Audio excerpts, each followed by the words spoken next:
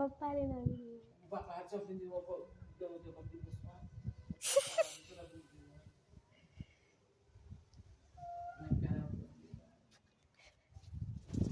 Dosa ato tungkol mo. Sase bayaw.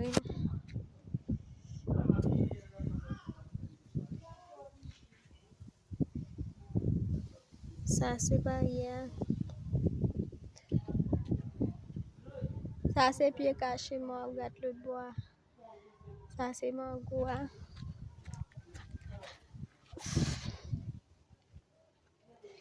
Eba dua ko.